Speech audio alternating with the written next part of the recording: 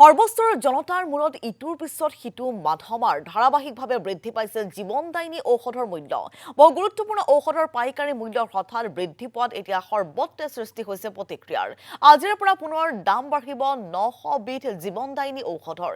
1 এপ্ৰিলৰ পৰা বৃদ্ধি ঘটিব ৰক্তচাপৰ পৰা হৃদৰোগ, কিডনী ৰোগলৈকে ঔষধৰ দাম।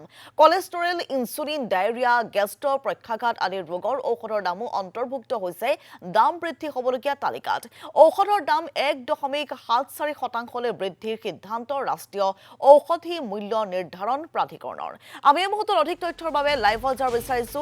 চানমাৰীত উপস্থিত আছে আমাৰ সাংবাদিক ৰূপম দলৈ। আৰু ৰূপম, যিহেতু জীৱনদায়িনী ঔষধৰ দাম বৃদ্ধি কৰাৰ সিদ্ধান্ত গ্ৰহণ কৰা হৈছে, এবিধ দুবিধ নহয়, প্ৰায় 900 বিধ জীৱনদায়িনী ঔষধৰ দাম বৃদ্ধি হ'ব।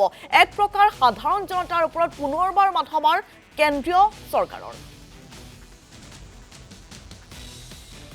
নিশ্চয়কৈ হিমাক্ষী, পুনৰবাৰ মাধমাৰ সাধাৰণ জনতাৰ ওপৰত। আচলতে নতুন বিত্তীয় বৰ্ষ আৰম্ভ হৈছে আৰু নতুন বিত্তীয় বৰ্ষ আৰম্ভ হোৱাৰ লগে লগে প্ৰত্যেক বছৰে দেখিবলৈ পোৱা যায় এই ধৰণে যে জীৱনদায়িনী ঔষধসমূহৰ দাম বৃদ্ধি হয়। আৰু কালিৰ দিনটোত নেশ্যনেল প্ৰাইচিং অথৰিটিয়ে এটা অধিসূচনা জাৰি কৰিছিল আৰু সেই অধিসূচনা অনুসৰি তাত 1000 বিধ ঔষধ আছে। সেই 1000 বিধ ঔষধৰ ভিতৰত 900 বিধ ঔষধৰ দাম ইতিমধ্যে তেওঁলোকে বৃদ্ধি কৰাৰ বাবে সাজু হৈছে।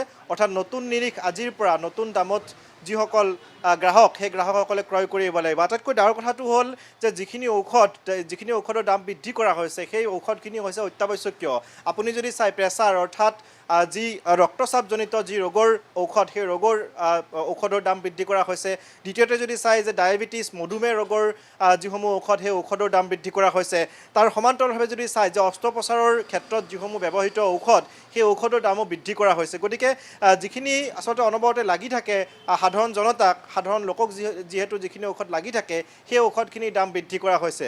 এইখিনি মুহূৰ্তত আমি এখন ফাৰ্মাচীত উপস্থিত আছোঁ। ফাৰ্মাচীৰ এগৰাকী গ্ৰাহক পাইছোঁ। তেখেতে কেনেধৰণৰ প্ৰতিক্ৰিয়া ব্যক্ত কৰে আমি জানিবলৈ চেষ্টা কৰিম। আমি দেখিছোঁ যে আপুনি ঔষধ ল'লে আৰু আজিৰ পৰা নতুন নিৰিখ আপোনালোকে দিব লাগিব। কি ক'ব বিচাৰিব? আচলতে 2-3 মাহৰ মূৰে মূৰে দাম বৃদ্ধি হৈ থাকে। আজিৰ পৰা নতুন বিত্তীয় বৰ্ষ আৰম্ভ হ'ল, এইবাৰ আকৌ পুনৰ দাম বৃদ্ধি। হয়, আচলতে আজি মেডিচিন ল'ব আহি বৰ সঁচাই বেয়াই লাগিছে, দুখেই লাগিছে। কিয় প্ৰত্যেকটো বস্তুৱে এনেইতো এচেঞ্চিয়েল কমোডিটিজ আমি বজাৰত যেতিয়া যিখিনি সামগ্ৰী সদায় মাৰ্কেটিং কৰি থাকোঁ, সেইখিনিতো দাম প্ৰায় দেখিছোঁ মাহে মাহে বাঢ়ি গৈয়ে থাকে। আলু, পিঁয়াজ আদিৰ পৰা চাউল, দাইল আদিৰ পৰা প্ৰত্যেকটো বস্তুৱে। এতিয়া দেখিলোঁ আজি মেডিচিনৰ দামটো তেনেকৈ বাঢ়ি আছে। আজি আকৌ শুনিলোঁ আহি ফাৰ্মাচীখনত যে আজিৰ পৰা মেডিচিনৰ দাম আকৌ বাঢ়িলে। এনেকৈ যদি মেডিচিনটো একচুৱেলি কাক নালাগে? মেডিচিনটো প্ৰত্যেক মানুহকে লাগে। আমাৰ মেডিচিন নহ'লেতো কোনো মানুহ জীয়াই থাকিব নোৱাৰে। মেডিচিনটো এটা এনেকুৱা বস্তু, ই জীৱনৰ লগত এটা মুদ্ৰাৰ ইপিঠি আৰু সিপিঠি। এটা মুদ্ৰাৰ ইপিঠিত যদি লাইফটো থাকে, ইপিঠিত মেডিচিনটো থাকে। গতিকে মেডিচিনটো আমাক লাগিবই, মেডিচিন নোখোৱাকৈ থাকিব নোৱাৰোঁ। এটলিষ্ট এই চৰকাৰখনে এই বস্তুটো চিন্তা কৰিব লাগিছিল যে মেডিচিনটো মানুহক এটা সকাহ দিবৰ কাৰণে মেডিচিনৰ প্ৰাইচটো কণ্ট্ৰলত ৰাখিব লাগিছিল। মেডিচিনৰ এই প্ৰাইচটো এনেকুৱা কৰিব নালাগিছিল। এইটো বৰ আজি সঁচাই দুখ লগা কথা। সাধাৰণ মানুহে এই জীৱনদায়িনী ঔষধ এইবিলাক যদি এনেকৈ বাঢ়িয়ে থাকে, মানুহ জীয়াই থাকিবনে মানুহ মৃত্যুৰ মুখলৈ আগুৱাই গৈ থাকিব? এই চৰকাৰখনে প্ৰথমতে আমাক ক'লে সবকা সাথ সবকা বিকাশ।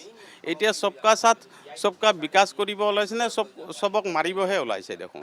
এইটো কাৰণত অত্যন্ত দুখৰ বিষয়। আজি সঁচাকৈ দুখ লাগিছে। মেডিচিন ল'ব আহি আকৌ এবাৰ চিন্তাত পৰিছোঁ, মেডিচিনেই খাম নে এই বজাৰত খোৱা সামগ্ৰীয়েই, যিটো আমাৰ এই এচেঞ্চিয়েল কমোডিটিজ, যিটো ডে টু ডে লাইফত সদায় লাগি থাকে।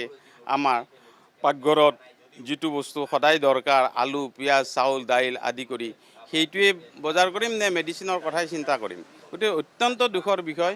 এইটো সঁচাকৈ চৰকাৰে এইটো চিন্তা কৰিবলগীয়া বস্তু আছিলে, বিশেষকৈ মেডিচিনৰ ক্ষেত্ৰত। এতিয়া মানে সাধাৰণ মানুহৰ কাৰণে এনেই মাধমাৰ, আৰু এইটোক লৈ আজি বোধহয় আকৌ এখন বজাৰত জুই লগা বুলিয়ে ক'ব পাৰি। আৰু আকৌ এখন নতুনকৈ জুইৰ আৰম্ভ হ'ল বজাৰত আচলতে। নিশ্চয় ধন্যবাদ জ্ঞাপন কৰিছোঁ। এয়া আছিলে এগৰাকী সাধাৰণ গ্ৰাহক আৰু তেওঁ এটা কথা উল্লেখ কৰিছিলে তেওঁ যে আচলতে এই চৰকাৰখন অৰ্থাৎ বিজেপি নেতৃত্বাধীন চৰকাৰখনে সকলোৱে আশা কৰিছিলে যে বিশেষকৈ মেডিচিনৰ ঔষধৰ যিসমূহ দাম সেই দামসমূহ তেওঁলোকে নিয়ন্ত্ৰণ কৰিব বা অত্যাৱশ্যকীয় যিসমূহ সামগ্ৰী সেই সামগ্ৰীৰ দাম নিয়ন্ত্ৰণ কৰিব, কিন্তু দেখিবলৈ পোৱা গৈছে 2-3 মাহৰ মূৰে মূৰে এই ধৰণে দাম বৃদ্ধি হৈ আছে আৰু নতুন বিত্তীয় বৰ্ষ আজি আৰম্ভ হৈছে আৰু আজি আৰম্ভ হোৱাৰ লগে লগে এই ধৰণে দাম বৃদ্ধি কৰা হৈছে। আটাইতকৈ ডাঙৰ কথাটো এইটোৱে যে যিখিনি দৈনিক লাগে অৰ্থাৎ যিখিনি জীৱনদায়িনী ঔষধ, যিখিনি অত্যাৱশ্যকীয় ঔষধ, তাৰ 900 বিধ ঔষধ, মুঠ ঔষধ আছে 1000 বিধ অত্যাৱশ্যকীয় ঔষধ আৰু সেই 1000 বিধ ঔষধৰ ভিতৰত 900 বিধ ঔষধৰ দাম ইতিমধ্যেই বৃদ্ধি কৰাৰ বাবে NPPA তেওঁলোকে সাজু কৰিছে, ইতিমধ্যে লিষ্ট তেওঁলোকে প্ৰস্তুত কৰিছে আৰু আজিৰ পৰা নতুন নিৰীক্ষত তেওঁলোকে দাম অৰ্থাৎ নিশ্চয়কৈ ৰূপম, আচলতে জীৱনদায়িনী ঔষধৰ এইদৰে দাম বৃদ্ধিক লৈ প্ৰতিক্ৰিয়া সৃষ্টি হৈছে সৰ্বত্ৰে। ধন্যবাদ জনাইছোঁ।